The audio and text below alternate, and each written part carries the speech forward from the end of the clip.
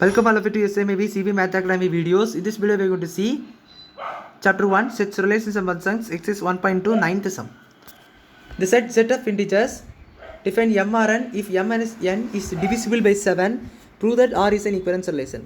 இப்போ என்ன கொடுத்துருக்காங்கன்னு பார்த்தீங்கன்னா இன்டிஜர்ஸ் இசட்டில் m ரிலேட்டட் டு n எப்படி இருக்கணும் பார்த்தீங்கன்னா m மைனஸ் n வந்து 7 டிவிசிபிளாக இருக்கணும்.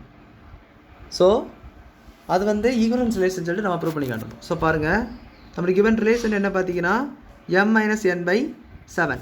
ஸோ ஃபஸ்ட்டு ரிஃப்ளெக்சிவ்னா என்னது? ஸோ ஃபஸ்ட்டு ரிஃப்ளெக்சிவ்னா same pair of elements a related to a இருக்கணும். அப்போது இதில் m வச்சு எடுத்திங்கன்னா m ரிலேட்டட் டு m இருக்கணும். ஸோ ரிஃப்ளெக்ஸுக்கு பார்த்தீங்கன்னா கொடுத்துருக்கு இதை பொறுத்ததுக்கும் m ரிலேட்டட் m இது வந்து கிவனில் m ரிலேட்டட் n டேர்மில் இருக்குது. இப்போ இதில் பார்த்தீங்கன்னா ரிஃப்ளெக்ஸிவ் பொறுத்த வரைக்கும் வந்து m ரிலேட்டட் mன்னு எழுதணும். அப்போது எனக்கு மேலே என்ன சப்ஸ்டியூட் பண்ணணும்? m சப்ஸ்டியூட் பண்ணணும். பை 7 வரும். ஸோ ஏன் பை 7 போட்டேன்னு பார்த்தீங்கன்னா டிவிசிபிள் பை 7. அப்போ அது m மைனஸ் n வந்து டிவிசிபிள் பை 7 சொல்கிறது அந்த மாதிரி நம்ம போட்டிருக்கோம். ஸோ அதையும் புரிஞ்சுக்கோங்க. இப்போ பார்த்தீங்கன்னா m மைனஸ் n வந்து 0 பை 7 பார்த்தீங்கன்னா 0 தான். ஸோ 0 மல்டிபிள் ஆஃப் 7 கேட்டிங்கன்னா டிவிசிபிள் ஆஃப் 7 கேட்டிங்கன்னா கண்டிப்பாக டிவிசிபிள் பை 7 தான். பாருங்கள். ஸோ வேறு ஏதாவது ஒரு அன்னோன் நம்பர் தான் வந்தால் தான் அது டிவிசிபிள் இல்லைன்னு சொல்லுவேன். பட் இதே பார்த்தீங்கன்னா அதாவது ஒரு ஹோல் நம்பர் வராமல் ரேஷனல் நம்பர் வந்துச்சுன்னா அது வந்து நாட் டிவிசிபிள்னு சொல்லலாம். பட் இது 0 என்றைக்குமே டிவைட் ஆகும். எந்த நம்பர்ஸ்னாலும் டிவைட் ஆகும். ஸோ அதனால் என்ன சொல்லலாம்னு பார்த்தீங்கன்னா இட் இஸ் டிவிசிபிள்னு சொல்லலாம். ஸோ அப்போ இது என்ன சொல்லலாம்னு இட் இஸ் ரிஃப்ளெக்சிவ்னு சொல்லலாம். நவ் சிமெட்ரிக் பார்க்கலாம். ஸோ சிமெட்ரிக்கோடைய கண்டிஷன் என்னது? A related to B implies B related to A தான் நம்மளுக்கு என்னது சிமெட்ரிக்கோடைய கண்டிஷன். இப்போ பார்த்தீங்கன்னா m மைனஸ் n பை 7 அதாவது இந்த கண்டிஷனை பார்த்தீங்கன்னா m ரிலேட்டட் டு n உல்ட்டாவை பார்த்தீங்கன்னா n ரிலேட்டட் டு m இருக்கும்.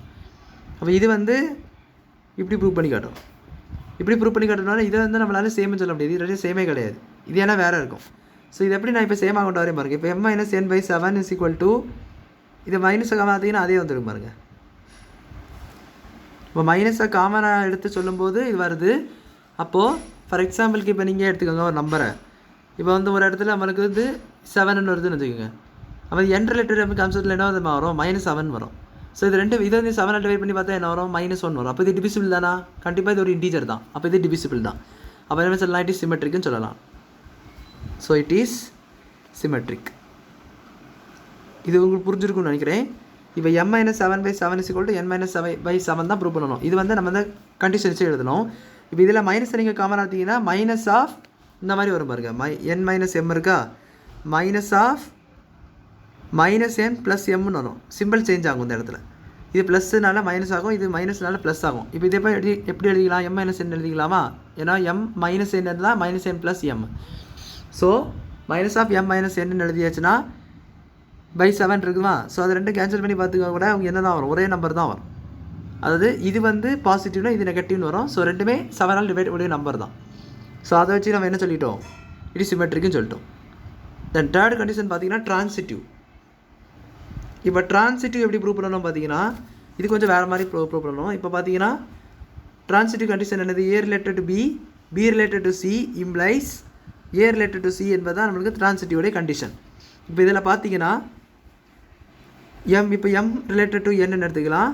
இன்னும் சிக்கு ஒரு நம்பர் அன்னோன் நம்பர். ஸோ அதுக்கு மேலே நம்மளே ஒரு நம்பர் எடுத்துக்கலாம். ஐ taking p. So n related to p. bனால n தான் எடுக்கணும். So n related to b implies m related to p நம்ம ப்ரூவ் பண்ணி காட்டணும். ஸோ இதை வச்சு நான் எழுதுகிற மாதிரி இதை வச்சு நம்மளாலே தெரியும் m மைனஸ் n பை 7 சொல்லிட்டு. ஸோ இது சம் கான்ஸ்டன்ட் கூட வச்சுக்கலாம். என்ன வச்சுக்கிட்டேன் பார்த்தீங்கன்னா சம் கான்ஸ்டன்ட் பின்னு வச்சுக்கிறேன். இப்போ இதுக்கு எழுதுகிறேன் பாருங்கள். இதுக்கு என்ன எழுதணும்? இதை எழுதக்கூடாது. இதை நீங்கள் எழுதணும். இதுக்கு என்ன எழுதணும் பார்த்தீங்கன்னா n minus P by 7 some constant நான் எஸ்ன்னு சொல்லி வச்சுக்கிறேன். ஸோ எதனால் உங்களுக்கு கான்ஸ்டன்ட் நீங்கள் எடுத்துக்கலாம். ஸோ இப்போ இது பார்த்தீங்கன்னா m minus n is equal to 7p and இது பார்த்தீங்கன்னா n minus p is equal to 7s வருது. இப்போ இது ரெண்டத்தையும் ஆட் பண்ணுங்கள். இப்போ இது கான்ஸ்டன்ட்டோட மீனிங் நல்லா புரிஞ்சுக்கோங்க. கான்ஸ்டன்ட் பொறுத்தவரைக்கும் இன்டிஜரில் எந்த வேல்யூனாலும் வரலாம். ஸோ 7 இந்த சைடு எடுத்துகிட்டு போயிட்டீங்கன்னா 7 கூட மல்டிப்ளை ஆயிடும். அப்போ வந்து 7ஆல் டிவிசிபிளோடைய நம்பர் தான் வரும். ஸோ அதெல்லாம் புரிஞ்சு வச்சுக்கோங்க. இப்போ இது ரெண்டத்தையும் ஆட் பண்ணுங்கள். இப்போ m minus n plus n minus p equal to என்ன வரும்?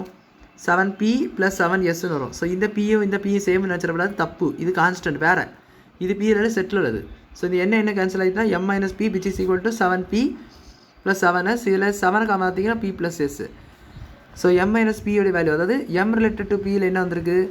வந்திருக்கு பாருங்க. இப்போ இந்த 7 ரைட் சைடு கொண்டு போங்க.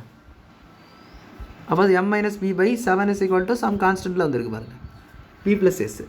ஸோ அப்போ நம்ம இதை எப்படி எழுதலாம், இது எப்படி எழுதலாமா, m மைனஸ் b பை 7 சொல்லிட்டு இந்த கண்டிஷன் படி. ஸோ அதேல வந்திருக்கு பாருங்கள். அதே மாதிரி இங்கே வந்தனால நம்ம எதுன்னு சொல்லலாம் பார்த்தீங்கன்னா இட் இஸ் ட்ரான்சிட்டிவ். புரிஞ்சிருக்குன்னு நினைக்கிறேன். இதை நீங்கள் எழுதிக்கங்க. ஃபஸ்ட் கண்டிஷன் படி எழுதணும். ஏ ரிலேட்டட் இது தான் நம்மளுக்கு கண்டிஷன் ஆச்சுலாம். இதை வச்சு நம்ம எங்கே கொடுத்துருக்க எழுதும்போது m related n related to p implies m related to p. இப்போ இதுக்கு வந்து எடுத்திங்கன்னா இதில் எடுத்து நம்ம எழுதணும். ஏன்னா இது ஆல்ரெடி இருந்தால் மட்டும்தான் நம்மளுக்கு இது வந்து இருக்குன்னு ப்ரூவ் பண்ண முடியும் ட்ரான்சிட்டிவ் பொறுத்த வரைக்கும்.